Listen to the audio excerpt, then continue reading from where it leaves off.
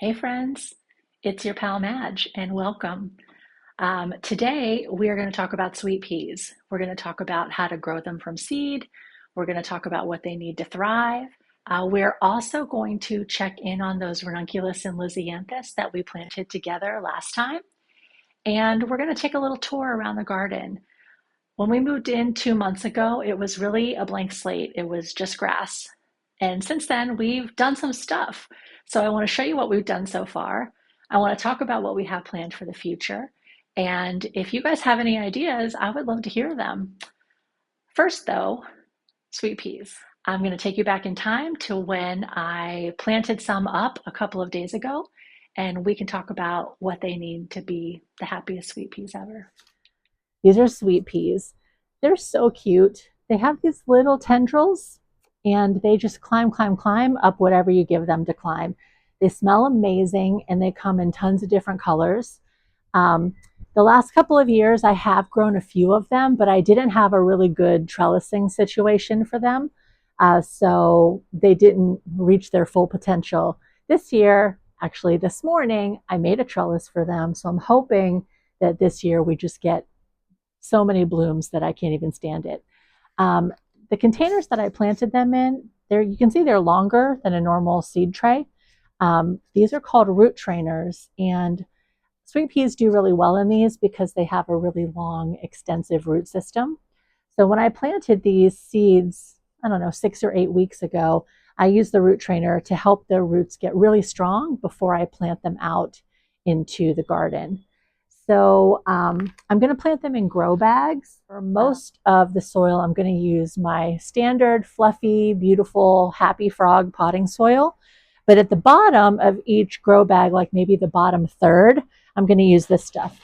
Oh, this is a Fort V compost based potting soil, and it is a lot heavier and denser than the happy frog. So when the sweet peas roots go seeking down into the soil for nutrition, they will hit this and they will just go nuts. So yeah, let's get into it. All right, the grow bags are full and it's time to plant. Look at the roots on these sweet peas. This is exactly what you want to see. They're strong, they're long, they're sturdy. And the way you get roots like this is by growing the sweet peas cold. If you baby your sweet peas, if you grow them in a grow tent, under grow lights, on a heat mat, you're going to get leggy, sad, weak sweet peas. They like to grow when it's cold. So, what you want to do is germinate them in a tray inside. And as soon as you see more than half of the seeds have sprouted, stick the whole tray outside. They will be perfectly happy growing in temperatures down to 20 or 25 degrees Fahrenheit. You'll want to water them every now and then, but for the most part, just leave them outside. Let them deal with the elements, and they will be very happy and strong. I learned this tip from a class that I took called Sweet Pea School. It's given by the woman who runs the Farmhouse Flower Farm. I will link it in the description. And it was super helpful. There are a lot of tips on the internet, like you need to soak your sweet peas, you need to nick the seeds before you plant them. I haven't found any of that to be true. This whole tip about growing them cold seems to be the key for me. And I'm looking forward to having 1 million sweet peas this year. So, as you might know, sweet peas are climbers. They need to climb up some sort of structure to be able to reach their full potential. So, what I did is I built this little trellis for them. I just stapled some wire fence to my fence, and the sweet peas are, with any luck, going to grow up there. So the trellis is on an east facing wall, which should be perfect for sweet peas, but it is right next to my house. And at this point in the year, the sun is low enough still in the sky that this trellis is being shaded out. In a couple of weeks, it should be sunny enough for the sweet peas to go back under this trellis. But for now, I moved them over to this sunnier location so they could put on a little bit more growth and have all the sun that they need. Sweet peas don't really like strong afternoon sunshine. They do prefer morning sunshine. So within a couple of weeks, I'm thinking that they will be ready to go back under this trellis and start growing up it. But I don't really know for sure. This is a brand new house. This is my first season here. So we'll just have to see how it goes. But for now, they're perfectly happy over here in their sunny zone. And with any luck, they will be back over growing up the trellis in no time at all. Before we moved here, I did look up exactly how much sun each part of this yard would get at during different times of the year. And it's not exactly accurate what I looked up. Right now, this area is not getting the amount of sun that the site that I used said it would.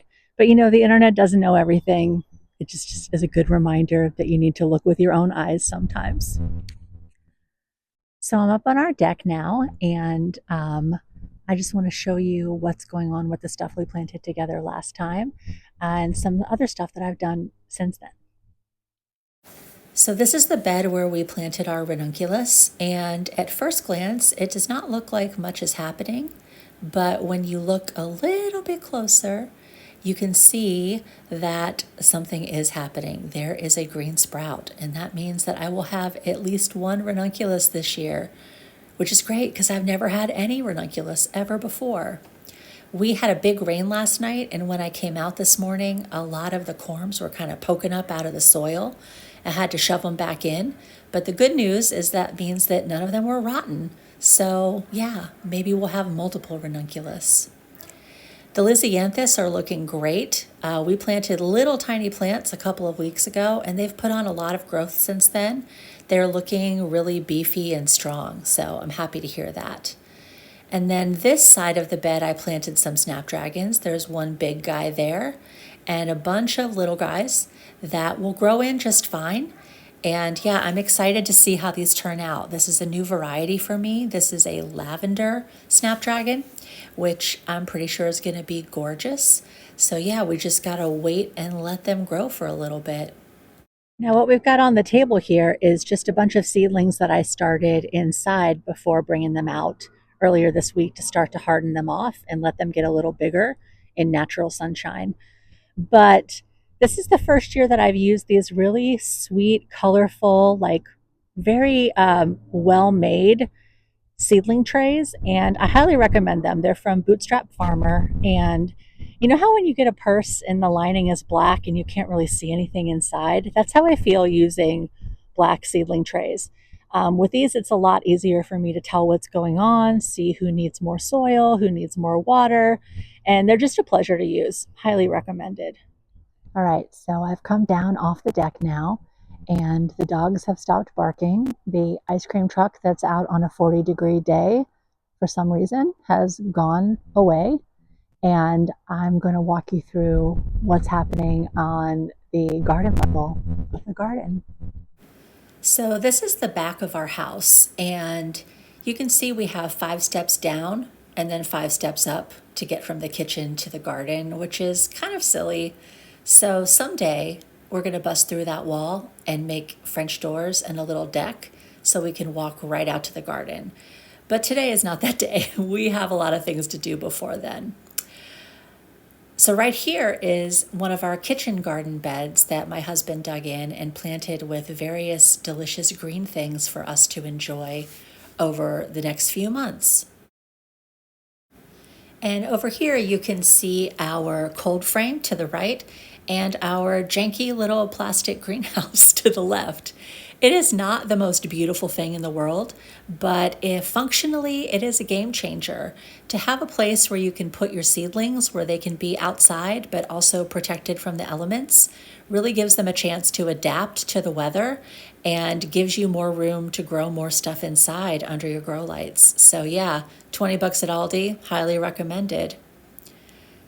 Back here in this corner, this is the most secluded part of our garden, the shadiest part too. So we're going to kind of lean into that and try to make this like a sweet little private room surrounded by a bunch of hydrangeas, and maybe someday an arbor with some climbing roses going over it. And I'm going to refinish that bench because it could really use it.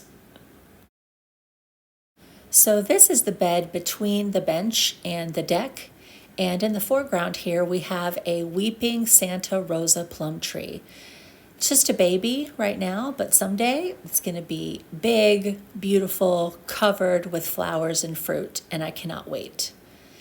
Behind that, we have this bed that's covered with landscape fabric right now, and there's some poppies coming up under there, and we're also going to grow some sugar snap peas up the fence. And eventually this bed is going to be all dug out and just full of different kinds of plants. But for right now, we are defining the edge of the bed with these grow bags. And in the grow bags, we have this rosemary with some flowers on it, very cute. We have some parsley and chives and some massive mustard that's going to seed. And then we're going to use those seeds to make our own homemade mustard. Delicious. Behind the mustard, we have a bag that has some gooseberries and some red currants. We also have a little bit more parsley, and I think that one on the end is an eggplant. And then this bed is going to be flowers. We're going to have some black-eyed Susan vines that will hopefully climb up this deck rail and maybe cover it with some dahlias and probably some more snapdragons. And then back here in this corner, we have 3 cherry bushes. Those are the ones that are surrounded by the chicken wire to protect them from varmints. And we have a couple of little baby blueberry bushes back here too that we don't expect to do much this year. But look, just look at this one. We might have like 3 blueberries, guys. All right, so let's go down to the other side of the deck and let's see what's happening over here. So this is just some stuff you need when you do a garden: a composter, a rake, some vermiculite. This is another baby plum tree. This one is damson plums, little blue ones that you can make really good jelly out of. And then down here we have the trap that my husband uses to catch the squirrels that dared to dig in the garden beds. And down at the bottom of the hill, we have some more black currants, and we also have a bunch of stuff that we're going to use. That pile is going to disappear, I promise. And there is our Japanese snowball tree, which just started blooming a couple days ago. Yep, that is good. So that's the tour of our garden. We've been here 2 months and we've made some stuff happen. And I'm really excited to see how it's going to look in like a year. So I hope that you'll follow along and see how things grow and fill in and develop and the changes that we decide to make over time. And in the meantime, I hope you have an amazing week. And thank you for spending a little time with me. I will see you next time and we will talk about strawberries. We're going to plant some strawberries in a green stalk. And we're going to talk about some perennials that we're going to plant around the side of the house as well. So yeah, have a great week. I'll see you next time. Bye, friend.